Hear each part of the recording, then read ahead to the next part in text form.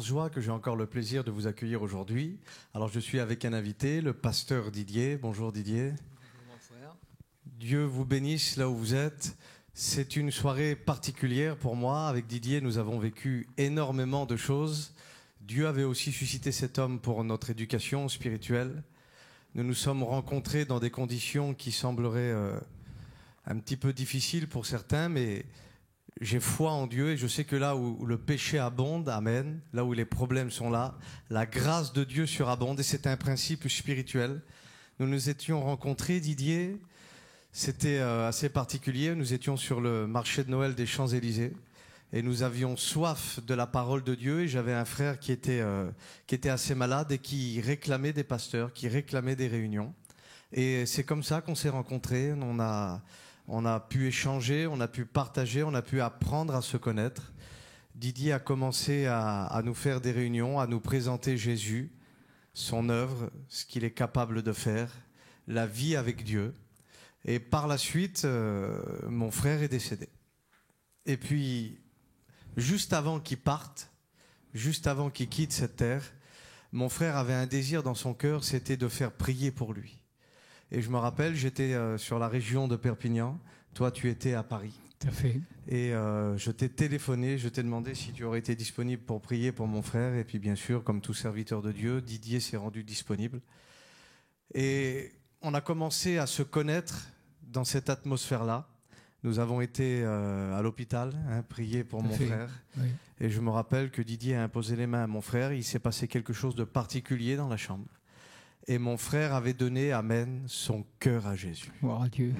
Et par la suite, mon père, qui comprenait pas trop ce qui se passait, beaucoup de confusion, beaucoup d'incompréhension, mais ce qui était aussi quelque chose qui allait arriver, parce que mon frère était quelqu'un qui était malade depuis des années, nous a demandé, avait demandé à Didier en particulier de faire l'enterrement de mon frère, ce que Didier a fait.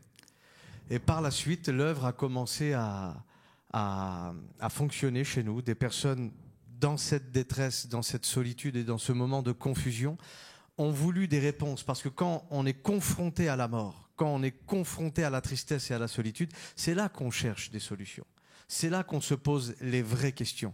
Parce que faut manger, faut boire, faut s'amuser, bien sûr, il faut profiter de la vie, on n'a qu'une seule vie, c'est une réalité. Mais on n'a aussi qu'une seule mort et il est très important de la préparer. Et Didier nous a appris ça, Didier.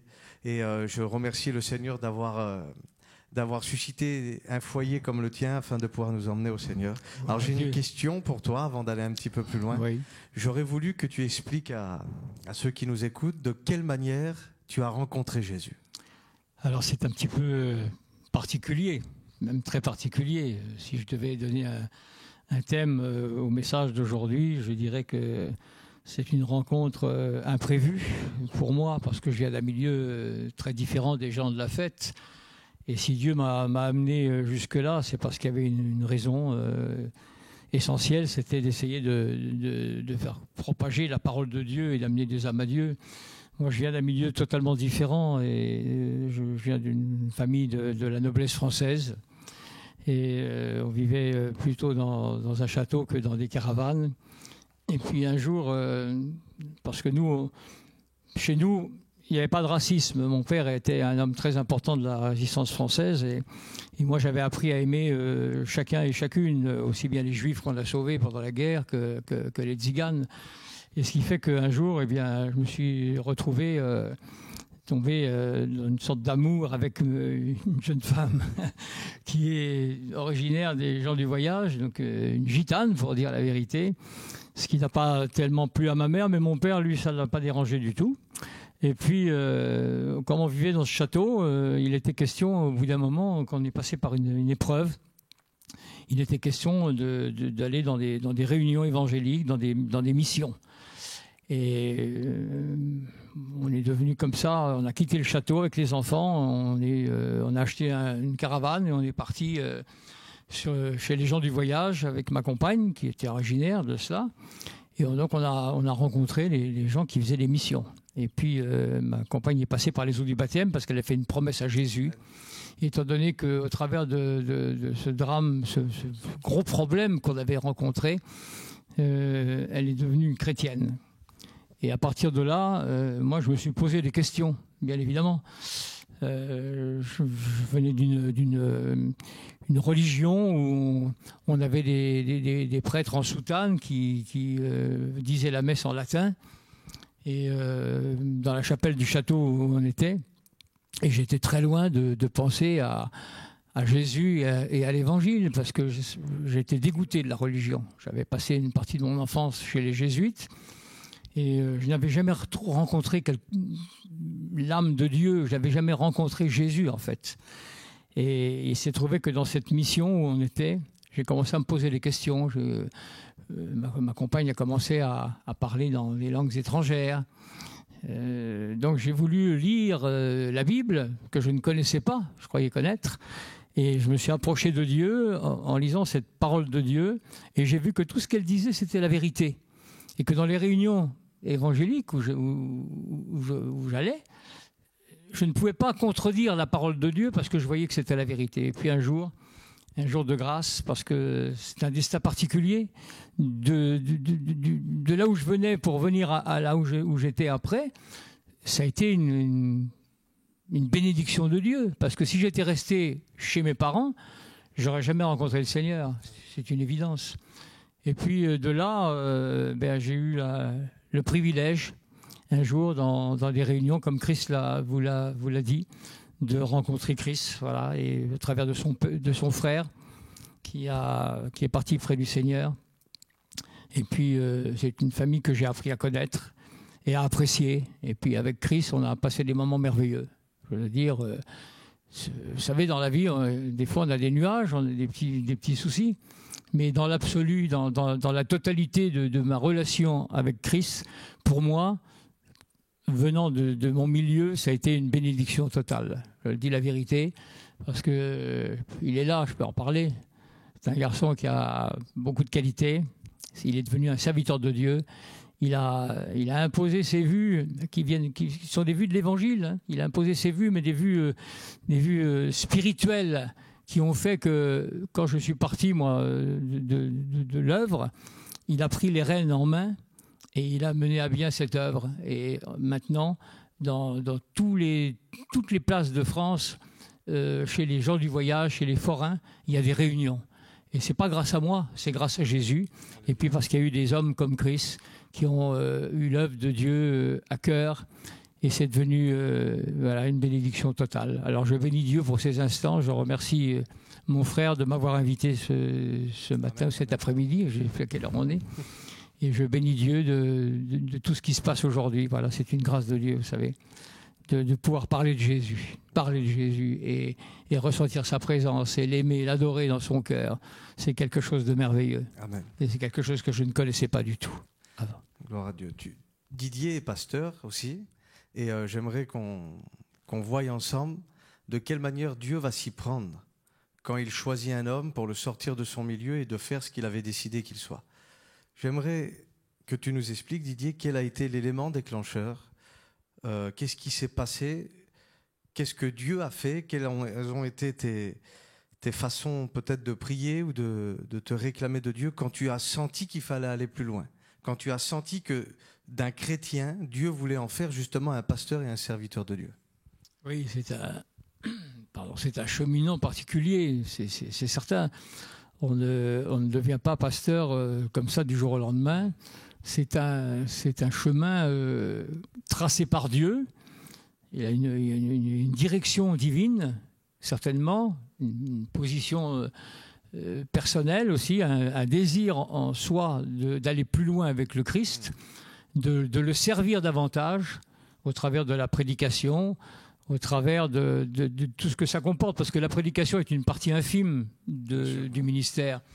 Je le dis souvent, on peut prêcher la parole de Dieu en lisant la Bible, on n'a pas besoin de donner des textes particuliers, on lit la parole de Dieu et c'est une prédication. Mais le fait de servir Dieu dans la prédication, pour moi, ça a été un plus. Ça a été un plus parce que j'avais ce désir en moi et j'ai senti l'appel de Dieu. Parce que c'est un appel divin. Ça vient du cœur, bien évidemment. Ça vient du cœur, ça ne peut pas venir d'un sentiment autre que du cœur, de la profondeur du cœur.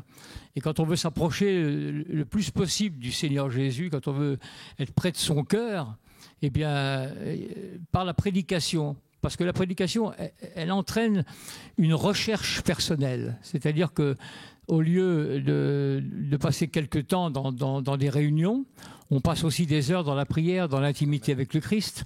On recherche sa pensée, on recherche quelle est sa volonté. On est dirigé par l'Esprit de Dieu. Et à ce moment-là, dans la prédication, il se passe des choses extraordinaires parce que tout vient de Dieu. Nous, on ne mérite rien. On pourrait parler pendant 100 000 ans. S'il n'y a pas l'Esprit de Dieu, ça ne sert à rien. C'est l'Esprit de Dieu qui convainc de péché, de justice et de jugement. Et puis, au travers de cela, il y a le don de guérison. Il y a des dons que Dieu accorde à ses enfants, qui sont les serviteurs de Dieu. Le don de guérison, c'est quelque chose de prodigieux. Quand on voit des gens qui sont avec des maladies incurables, qui tout à coup, au travers des examens, il n'y a plus rien. Tout est parti. Dieu a agi. Au travers de voilà, c'est pas seulement la prédication, c'est la visite, c'est les cures d'âme, c'est d'aller voir des chrétiens, des inconvertis, d'arracher les âmes du feu. C'est ça la prédication. Oui. C'est ça le plus important. Les gens ne se rendent pas compte, mais c'est intense. C'est intense, tout à fait. C'est quelque chose qui se pratique au quotidien, tous les jours. Tout à fait. On est 24 heures sur 24 avec le Seigneur. Amen. C'est ça. Dès qu'on se réveille le matin, on dit...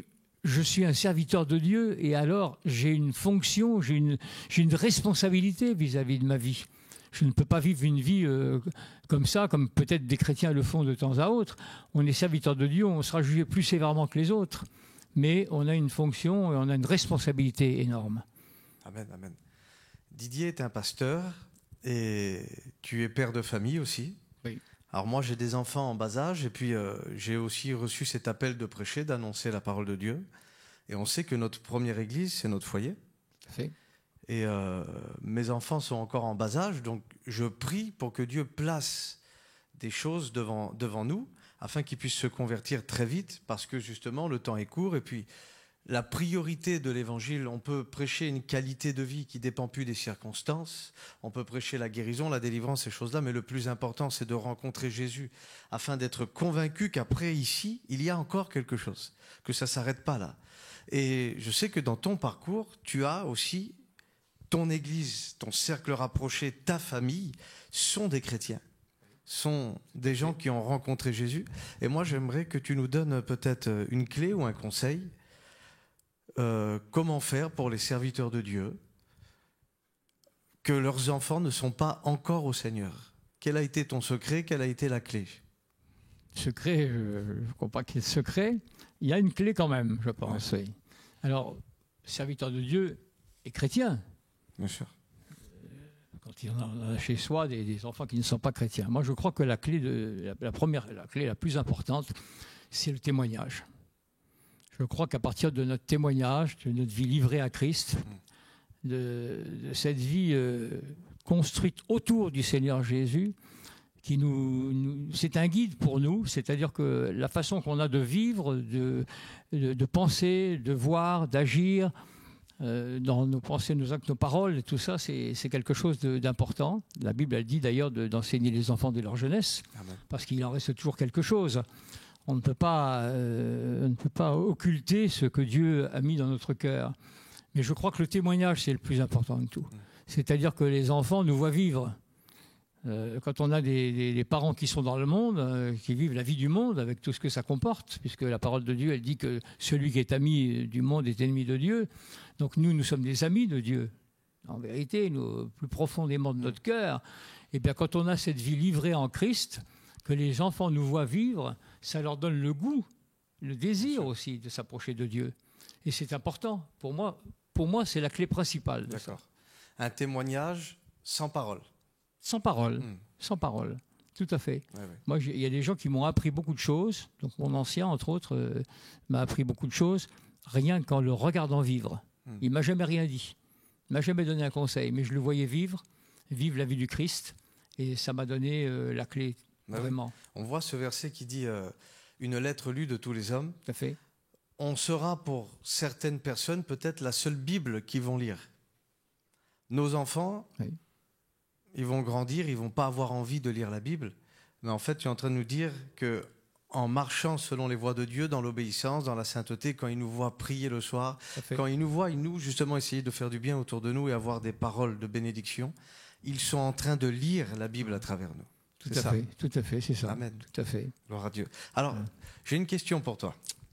Est-ce que tu pourrais donner quelques conseils aux gens qui nous écoutent sur la nécessité et de quelle manière il faudrait s'approcher de Jésus? Alors, pour moi, la meilleure façon de s'approcher de Jésus, c'est de chercher à le connaître. Amen. C'est pas seulement dans la lecture, c'est dans la prière, dans le secret de sa chambre, à genoux, signe d'humilité, devant le Seigneur Jésus, et puis de lui demander, de lui parler. Parce que c'est un monologue. C'est pas un dialogue. C'est un dialogue, je veux dire, c'est pas un monologue. Amen. Un monologue, on parle à une personne toute seule, mais là, on a une réponse. Et quand on est sincère avec le Christ, Dieu nous répond. Et moi, je crois que c'est la meilleure façon de s'approcher de Jésus, de le rencontrer, de le connaître. Et la priorité de la vie chrétienne, c'est quoi?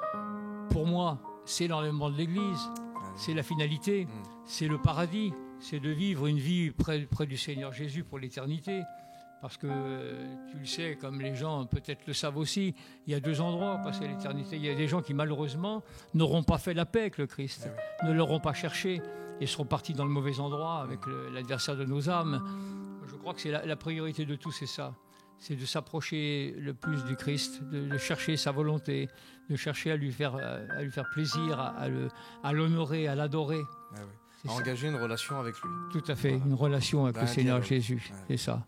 Voilà, une relation profonde, intime, forte. Amen. C'est ça. Un cœur à cœur, quelque chose qui ne va pas forcément être prémédité, mais quelque chose qui va vraiment être spontané. Tout à fait. Comme tu le dis, la Bible nous donne des clés, que ce soit à genoux, que ce soit dans le secret. Ce qui est important, c'est d'avoir la conscience qu'il existe déjà, qu'il est présent et qu'il est en mesure de faire quelque chose. Pas à cause de nos mérites, mais la faveur de Dieu imméritée, c'est que tu es aimé de Dieu. Toi qui m'écoutes, écoute ça, tu es aimé de Dieu et sans condition. Amen. Alléluia. Il y a ton fils qui est là, oui. Lorenz, et j'aurais aimé qu'il nous chante un cantique. Et toi qui nous écoutes pendant le temps de ce cantique, si tu pourrais, pendant ces quelques minutes, t'approcher de lui par la foi, si tu sens de te mettre à genoux, si tu sens de fermer tes yeux, si tu sens de lever tes mains, mais surtout parle-lui. Je laisse la place à Lorenz. Amen.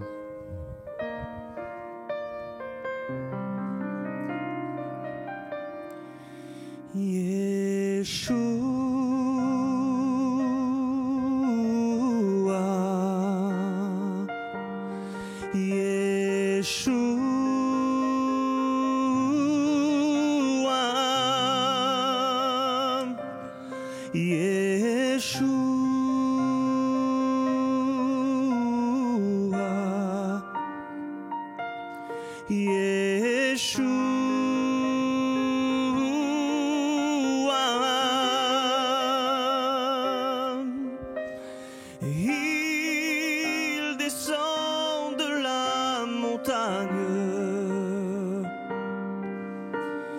de Jérusalem.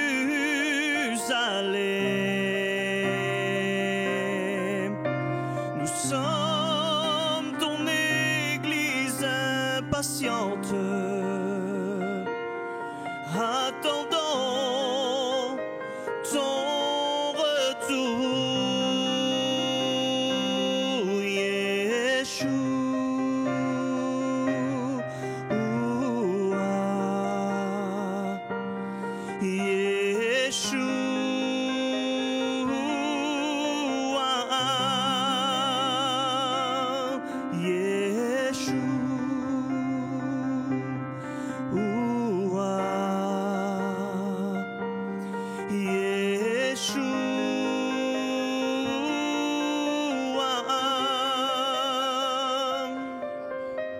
Le sang de Jésus, le sang de Jésus, le sang de Jésus-Christ, le sang de Jésus, le sang de Jésus, le sang de Jésus-Christ. Il libère, il purifie, il libère, il purifie, il libère, il purifie, le sang de Jésus-Christ. Il te libère, te purifie, il te libère, te purifie, il te libère, te purifie, le sang de Jésus-Christ. Oh, quelle puissance, le sang de Jésus. Oh, quelle puissance, le sang de Jésus. Oh, quelle puissance, le sang de Jésus. Le sang de Jésus-Christ.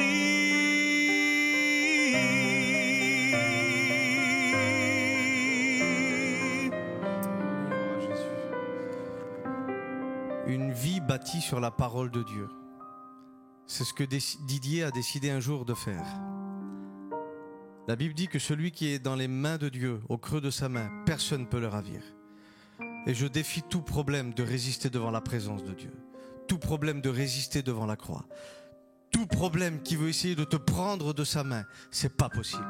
La Bible dit je suis avec vous. Il dit pas je serai, je suis. Tous les jours, jusqu'à la fin du monde. Et tu dois avoir cette conscience de ça, que tu es aimé de Dieu. Et que de l'amour de Dieu se dégage une sainteté à l'extrême, qui est en mesure de te purifier sans te consumer et de te positionner. Une position d'élévation où le ciel te regarde maintenant d'une manière différente. Et où les éléments et les choses ne seront plus des choses qui vont marcher sur toi, mais tu vas marcher sur elles. Ce n'est plus au sentiment, à la peur, à ces choses-là de dominer ta vie. Non, mais à travers Christ, à travers la parole de Dieu en nous. Dieu a déposé en nous le désir, le vouloir et le faire, la capacité, le désir et la capacité de pouvoir aller au-delà et de faire en sorte que les choses qui nous dominaient, aujourd'hui c'est nous qui marchons dessus. Alléluia. J'aimerais, Didier, que tu puisses prier pour toutes les personnes qui vont écouter ce message, afin de pouvoir être véritablement au bénéfice de la parole de Dieu. Seigneur notre Dieu, je bénis ton nom. Je te rends gloire et grâce parce que tu es mon Dieu, parce que je t'appartiens, parce qu'un jour tu es venu habiter mon cœur, Seigneur. Tu as fait de moi ton enfant, Seigneur. Et le désir de mon cœur ce matin, c'est que le plus grand nombre, tous si possible, parviennent à la repentance, parviennent à la connaissance de Jésus. Parce que Jésus, il n'y a pas d'autre nom qui était donné sous le ciel pour que nous soyons sauvés. Alors dans cette matinée, Seigneur Jésus, je te demande d'intervenir par le Saint-Esprit, Seigneur, par ton esprit si puissant, si fort, afin de convaincre de péché, de justice, de jugement tous ceux qui nous auront écoutés dans cette matinée, de leur prouver que tu es l'amour personnifié, que tu es amour tout court, Jésus, mon Dieu, parce que tu t'es donné sur le bois de la croix pour chacun de nous, Seigneur, et que ton sacrifice ne peut se suffire d'un si petit nombre de personnes qui t'appartiennent. Ah, Jésus, ton sacrifice était si grand, si merveilleux, Seigneur. Qui d'autre aurait pu donner son sang, son corps, Jésus, mon Dieu? Ah, Seigneur, toi, tu es le roi des rois, le Seigneur des seigneurs. dans cette matinée, Seigneur, au travers de ce message, Seigneur, ces paroles qui ont été prononcées, Seigneur. Étends tes mains d'amour sur ceux qui ont écouté ce message. Pose ta main bénissante sur chacun. Convainc de péché, de justice, de jugement, Seigneur, afin que les âmes se tournent vers toi, Seigneur. Sa parole nous demande d'arracher les âmes du feu, Seigneur. Et c'est ce que nous voulons faire dans cet après-midi, au travers de cette matinée, de tout ce qui a été fait, tout ce qui a été dit en ton honneur, Jésus, parce que toi, tu mérites tous les honneurs, Seigneur. Ah, merci pour les personnes qui ont écouté, Seigneur. Ah, Seigneur, prends tout en main, dirige toutes choses, bénis-les abondamment, fortifie-les, encourage-les, réalise, Seigneur Jésus, ta position, Seigneur, montre-leur qui tu es, Seigneur, parce que tu es l'amour, Jésus, que tu les as aimés d'un amour éternel, Seigneur. Merci pour la grâce que tu nous as accordée. Merci pour ces instants. L'honneur, la gloire, la louange sont à toi, mon Maître. Merci, mon Sauveur. Sois béni, Jésus. Amen. Gloire à Dieu. Merci à Didier, merci à Laurence d'avoir répondu présent. Je suis convaincu que ce message vous a parlé. Si vous sentez dans votre cœur que ce message doit parler à des personnes, n'hésitez pas de le partager. Notre chaîne, c'est Tout est possible avec Jésus TV. Abonnez-vous. Une chaîne qui a été inspirée par Dieu, par sa présence, une parole reçue, avec des prophéties, des confirmations. Où l'objectif de cette chaîne, c'est d'évangéliser, de restaurer, d'équiper et de pouvoir envoyer. Nous ne sommes pas n'importe qui. Nous sommes des gens qui avons été aimés par Dieu. Tu n'es pas n'importe qui. Et ça, tu dois le réaliser et le communiquer autour de toi. Alors reste béni et on se voit la semaine prochaine.